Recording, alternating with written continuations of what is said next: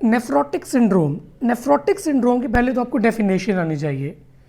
Nephrotic syndrome में पहली चीज़ होती है प्रोटीन यूरिया, मतलब कि यूरिन में प्रोटीन आने लग जाती है, लेकिन इसकी क्वांटिटी बहुत इंपॉर्टेंट है।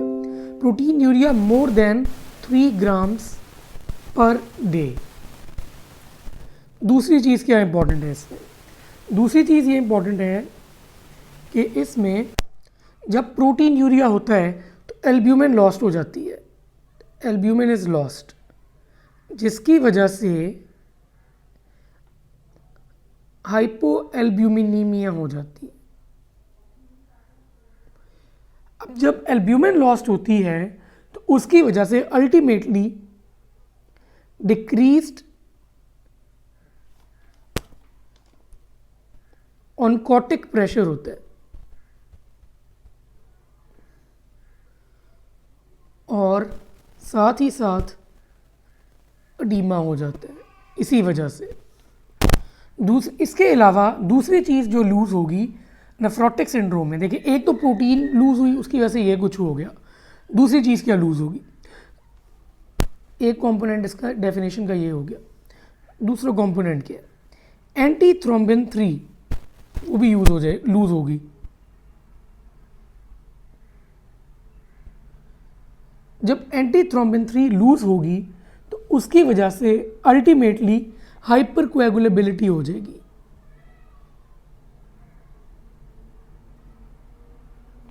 और तीसरा कंपोनेंट क्या है इस डेफिनेशन का कि लिवर जो है, अब मैंने इसको किस तरह याद किया हुआ है, मैकेनिज्म तो फ़र्क है असल में, लेकिन मैंने इसको इस तरह याद किया हुआ है कि क्योंकि सर्कुलेशन में प्रोटीन कम होती है तो उसके सर्कुलेशन में मास इंक्रीज करने के लिए लिवर लिपिड्स बनाने लग जाता है, तो इसीलिए हाइपरलिपिडीमिया हो जाता है। हाइपरलिपिडीमिया, ये 3 डेफिनेशन के कंपोनेंट्स हैं। Protein urea more than 3 grams per day, anti thrombin 3 deficiency जिसकी वजह से हाइपरकोएगुलेबल स्टेट और हाइपरलिपिडीमिया, ये 3 कंपोनेंट्स हैं। अब इसको याद करने का तरीका क्या है? इसकी जो डिफरेंट टाइप्स हैं, लोग कई दफ़ा पढ़ते हैं नेफ्रोटिक सिंड्रोम भूल जाते हैं, लेकिन अगर आप इस तरीके से याद रखेंगे तो आपको याद भी रहेगा इंशाल्लाह। आपको ये तो पता है ना कि नेफ्रोटिक सिंड्रोम की 6 टाइप्स हैं। इसको 3 पेयर्स में डिवाइड कर दें, pair number 1, pair number 2 and pair number 3। 3 pairs में आपने नेफ्रोटिक सिंड्रोम को डिवाइड कर दिया। जो याद करने वाली चीज़ रह जाती है वो सिर्फ यह है कि आता क्या क्या है। पेयर नंबर 1 में आएगा फोकल सेगमेंटल ग्लोमेरुलोस्क्लेरोसिस और minimal change disease. Pair number 2 में क्या आएगा? पेयर नंबर 2 में आएगा मेम्ब्रेनस और मेम्ब्रेनोप्रोलिफरेटिव। और पेयर नंबर 3 में क्या आएगा? अमाइलॉइड और डायबिटीज। ठीक है, ये अगर आपको ओवरऑल याद है तो आप काफ़ी अच्छी शेप में है। अब पेयर नंबर 1 में क्या है? पेयर नंबर 1 में सबसे पहले तो जो पोडोसाइट्स होते हैं या फूड प्रोसेसेस होते हैं उसकी इफेसमेंट है एक चीज़। एक और इम्पॉर्टेंट चीज़ इसमें होती है वो ये है कि ग्लोमेरुलाई का क्या सीन है। ग्लोमेरुलाई जो हैं वो मिनिमल चेंज डिजीज़ में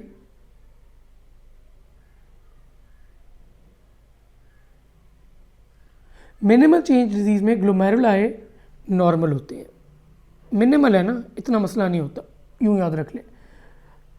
और जो है फोकल सेगमेंटल ग्लोमेरुलोस्क्लेरोसिस FSGS, इसमें सेगमेंटल हाइलिनोसिस होती है। सेगमेंटल हाइलिनोसिस, एक तो ये फ़र्क है, ठीक है, इन दोनों में ये फ़र्क है। अगली बात क्या याद रखनी है आपने? पहले तो ये याद रखें कि ये है इसकी लाइट माइक्रोस्कोपी पे अपेयरेंस ना, ठीक है, ये लाइट माइक्रोस्कोपी पे अपेयरेंस थी, ये जो मैंने आपको बताई है अभी। अब हम चलेंगे अगली चीज़ पे। अगली चीज़ है इम्यूनोफ्लोरेसेंस। इम्यूनोफ्लोरेसेंस दोनों में नेगेटिव है,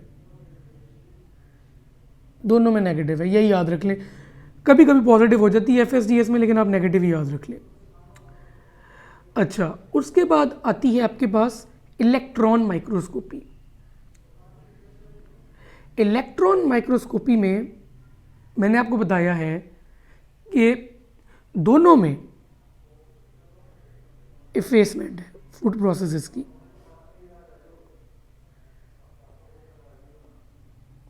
ठीक हो गया। अब चलते हैं अगली चीज़ की तरफ, जो कुछ चीज़ें पूछी नहीं जाती, पूछी यही चीज़ जाती है जो मैंने आपको बता दी है, लेकिन बाकी चीज़ें आपको पता ज़रूर होनी चाहिए। अगर आपने याद रखनी है तो एफएसडीएस के लिए एक निमोनिक है हिज,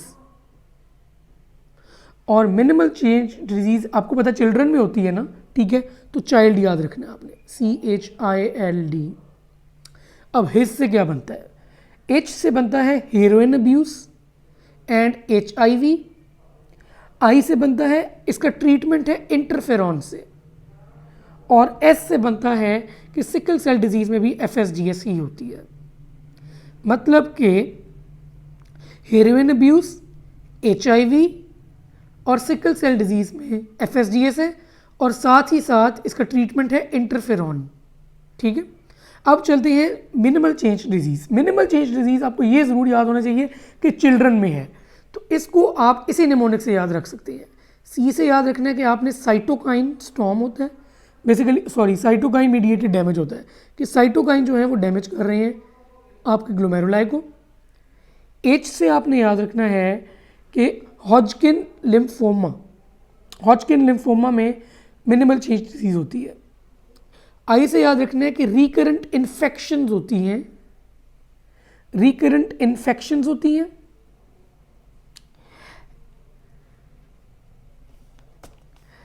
एल से याद रखना है कि ये एल्ब्यूमिन जो है ना, ठीक है, वो लूज करती है, इम्यूनोग्लोबुलिन नहीं लूज करती।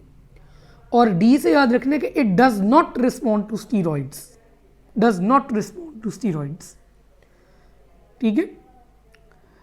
मतलब कि जब आपने पेयर 1 को देखा, फिर से मैं पेयर 1 आपको इकट्ठा करके बताऊंगा। अब पेयर 1 में आपने देखा तो सबसे पहले आपने देखी उसकी लाइट माइक्रोस्कोप पे अपेरेंस। लाइट माइक्रोस्कोप पे देखा तो नॉर्मल ग्लोमेरुलाई थे आपके मिनिमल चेंज डिजीज़ में, और FSGS के अंदर जब आपने देखा तो उसके अंदर आपको सेगमेंटल हाइलिनोसिस नज़र आ गई। फिर आपने कहा इम्यूनोफ्लोरेसेंस देखते हैं, इम्यूनोफ्लोरेसेंस दोनों में नेगेटिव थी। फिर आपने देखी इलेक्ट्रॉन माइक्रोस्कोपी में, इलेक्ट्रॉन माइक्रोस्कोपी दोनों की एक जैसी थी, दोनों में इफेसमेंट ऑफ फूड प्रोसेसेस थी। ठीक है, ये चीज़ पूछी जाती है। उसके बाद आपको पता है कि मिनिमल चेंज डिजीज़ जो है वो चिल्ड्रन में है, तो उसका निमोनिक चाइल्ड याद कर लिया आपने, और FSDS जो है वो बड़ों में है, तो आपने हिज से याद रख लिया कि उसके साथ क्या चीज़ें एसोसिएटेड है। अब चलते हैं हम पेयर नंबर 2 पे, जो कि है हमारे पास मेम्ब्रेनस और मेम्ब्रेनो प्रोलिफरेटिव। अब हमारे पास ये दो आ गई। अब इन दोनों में क्या याद रखना है? एक तो इन दोनों में बेसमेंट मेम्ब्रेन की थिकनिंग होगी, दूसरी चीज़ क्या होगी इसमें कि इम्यून कॉम्प्लेक्स डेपोजिशन होती है। ये बेसिकली इसका मेन पैथोजेनेसिस का तरीका है कि इम्यून कॉम्प्लेक्स की डेपोजिशन होगी, और क्योंकि इम्यून कॉम्प्लेक्स की डेपोजिशन होती है इसीलिए इम्यूनोफ्लोरेसेंस दोनों में पॉजिटिव होगी। और कौन सी वाली दोनों में होगी? दोनों में एक तरह की ही है, ग्रैन्युलर, ग्रैन्युलर। ठीक है। अब चलते हैं हम मेम्ब्रेनस पे। अब मेम्ब्रेनस में आपने जो चीज़ याद रखनी है, ठीक है, वो एक तो आपने मेम्ब्रेनस में बी आ रहा है ना, तो आपने इसमें हेपेटाइटिस बी वायरस और हेपेटाइटिस सी वायरस के साथ एसोसिएशन याद रखनी है। दूसरी चीज़ मेम्ब्रेनस, ठीक है, इसमें आपने मलिग्नेंसी याद रखनी है। कोई भी मलिग्नेंसी होती है तो उसमें मेम्ब्रेनस नेफ्रोपैथी हो सकती है। ये दो चीज़ें पूछी जा सकती हैं। बाकी एक आध चीज़ जो है वो आपको पता होनी चाहिए अगर आपने याद रखनी है। एक तो SLE, ये भी पूछी जाती है कभी कभी। SLE की वजह से मेम्ब्रेनस नेफ्रोपैथी होती है। बाकी गोल्ड और पेनिसिलमिन, इन दोनों की वजह से भी मेम्ब्रेनस नेफ्रोपैथी होती है। तो अब इसमें याद क्या रखना है आपने, मेम्ब्रेनस आपने B से याद रख लो, HBV, HCV, SLE, तीनों देखे, तीनों तीन चीज़ें आ रही हैं। HBV, HCV, SLE, ठीक है, ये मेम्ब्रेनस में है। और साथ मलिग्नेंसी याद रख लें, ये चार चीज़ें याद रख लें। बाकी चीज़ें आपको ये ऊपर से याद हो जाएंगी कि दोनों के अंदर बेसमेंट मेम्ब्रेन थिक है, इम्यून कॉम्प्लेक्स डेपोजिशन है और इम्यूनोफ्लोरेसेंस ग्रैनुलर है। अब चलते हैं हम मेम्ब्रेनो प्रोलिफरेटिव में। अब मेम्ब्रेनो प्रोलिफरेटिव में भी एक और इम्पॉर्टेंट चीज़ है कि इसकी दो टाइप्स होती हैं, एक होती है टाइप 1 और एक होती है टाइप 2। अब जो टाइप 1 होती है उसके अंदर होती है ट्रैम ट्रैक अवेयरेंस, और जो टाइप 2 होती है उसमें आपके पास आ जाती है डेंस डिपॉजिट्स। एक और चीज़ जो आपने याद रखनी है वो ये है कि टाइप 1 एसोसिएटेड है, जैसे इसमें HBV और HCV था ना, ऐसे ही टाइप 1 एसोसिएटेड है HBV और HCV के साथ, ठीक है। और टाइप 2 क्योंकि उसमें डेंस डिपॉजिट है, D से याद रख लें, इसमें डिक्रीज्ड C3 होंगे, मतलब कि डिक्रीज्ड कॉम्प्लीमेंट लेवल्स है, ठीक है। ये हो गया आपका पेयर 2 जो कि मैंने आपको एक्सप्लेन कर दिया है। अब हम चलते हैं पेयर 3 की तरफ। पेयर 3 है, एक तो अमाइलॉइडोसिस है और दूसरा डायबिटीज मेलाइटिस है। इसमें आप कैसे याद रखना है, देखिए अमाइलॉइडोसिस जो है ये मैं आपको अलग टॉपिक भी पढ़ाऊंगा, लेकिन इसमें आपने जो सिर्फ याद रखनी है ना चीज़ वो है कि ये कॉन्गो रेड स्टेन इसके लिए होता है, कॉन्गो रेड स्टेन। और कॉन्गो रेड पे इस पे बेसिकली एप्पल ग्रीन अपीयरेंस आती है, एप्पल ग्रीन अपीयरेंस, ये आप ए से याद रख सकते हैं, apple green appearance on Congo red stain, ठीक है। अब डायबिटीज़ में क्या है, डायबिटीज़ में आपके पास किमलस्टीन विल्सन नोड्यूल्स होते हैं, किमलस्टीन विल्सन नोड्यूल्स। ये क्या होता है बेसिकली कि जो पेरिफेरल मेसेंजियम होती है वहाँ पे ओवॉइड या स्फेरिकल, ठीक है, लेमेलेटेड अपीयरेंस की इयोसिनोफिलिक बॉडीज होती हैं ऑन H&E स्टेन। इतनी डिटेल याद रखने की ज़रूरत नहीं है, अगर आप सिर्फ ये नाम भी याद रख लेंगे तो वो भी चल जाएगा। और क्या होता है साथ इसमें कि हाइलाइन आर्टीरियोलोस्क्लेरोसिस होती है ई फ्रंट की।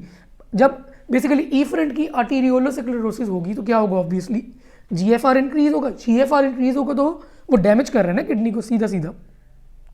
तो इसीलिए इसको हम लोग ट्रीट करने के लिए भी एस इनहिबिटर देते हैं, क्योंकि एस इनहिबिटर क्या करता है, देखिए मैंने आपको बताया था एंजियोटेंसिन 2 क्या करता है, इट ACE से याद किया था ना हमने, एंजियोटेंसिन 2 कंस्ट्रिक्ट द इफरेंट। तो अगर हम इसका इनहिबिटर दे देंगे कि एस एंजियोटेंसिन 2 प्रोड्यूस ही ना हो तो इफरेंट कंस्ट्रिक्ट नहीं होगा, तो बेसिकली वो इसकी प्रोग्रेशन को कम कर देता है डिजीज़ की, ठीक है। तो ये आपको अब अच्छी तरह याद होना चाहिए। एक मैं इंपॉर्टेंट बातें फटाफट बता देता हूँ इसमें से, ठीक है। पेयर 1 में FSGS MCD, पेयर 2 में मेम्ब्रेनस मेम्ब्रेनो प्रोलिफरेटिव, पेयर 3 में अमाइलोइडोसिस डायबिटीज मेलाइटिस।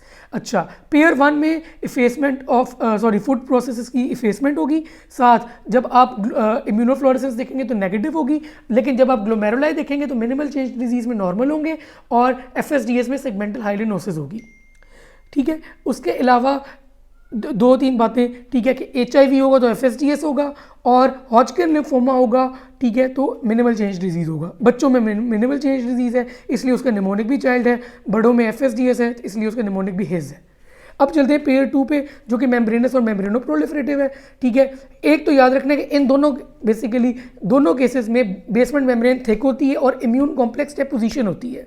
अब और साथ ही साथ इम्यूनोफ्लोरेसेंस दोनों के अंदर बेसिकली ग्रैन्युलर होती है, ये बहुत इंपॉर्टेंट है, ग्रैन्युलर। अब ग्रैन्युलर में भी आगे आपने टाइप्स बतानी है कौन सी वाली है। अब मेम्ब्रेनो प्रोलिफरेटिव में तो मैंने आपको बता दिया था कि टाइप 1 और टाइप 2 होती है। टाइप 1 में ट्रैम ट्रैक अपीयरेंस होती है, ठीक है, और बेसिकली टाइप 1 में ट्रैम ट्रैक होगी ना, और ट्रैम ट्रैक जो है, ठीक है, वो होती है बेसिकली सब एंडोथीलियल डिपोजिशन की वजह से। और टाइप 2 में डेंस डिपॉजिट होती है जो बेसमेंट मेम्ब्रेन के अंदर है। और मेम्ब्रेनस में ये मैं आपको बताना भूल गया हूँ, मेम्ब्रेनस में स्पाइक डोम अपीयरेंस होती है, स्पाइक डोम, ठीक है, तो मेम्ब्रेनस में स्पाइक डोम अपीयरेंस होती है। अच्छा, एक और चीज़ ये है कि मेम्ब्रेनस और टाइप 1 मेम्ब्रेनो प्रोलिफरेटिव में HBV HCV होता है, ठीक है, और अगर वो मिलिग्रेंसी से एसोसिएशन पूछे तो आपने मेम्ब्रेनस कहना है।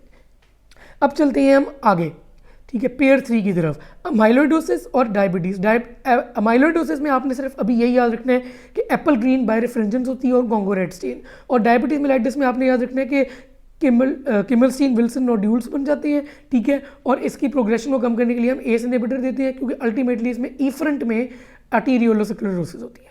बस दैट इज इट। अब चलते हैं इसके एमसीक्यूज की तरफ जो पूछे गए हैं। अब चलते हैं इसके एमसीक्यूज में बेसिकली देखें, nephrotic patient has increased risk of infection क्योंकि हाइपोगैमा ग्लोबुलिनीमिया हो जाता है, प्रोटीन लॉस्ट है। नेफ्रोटिक सिंड्रोम में डिक्रीज्ड ऑनकोटिक प्रेशर होता है क्योंकि हाइपोएल्ब्यूमिनीमिया होता है। Nephrotic syndrome is associated with हॉचकिन lymphoma. ये आपको मैंने चाइल्ड वाला निमोनिक बताया था। चाइल्ड वाला निमोनिक भला किस में था? मिनिमल चेंज डिजीज में। Most common cause of nephrotic syndrome in HIV patient and heroine abusers.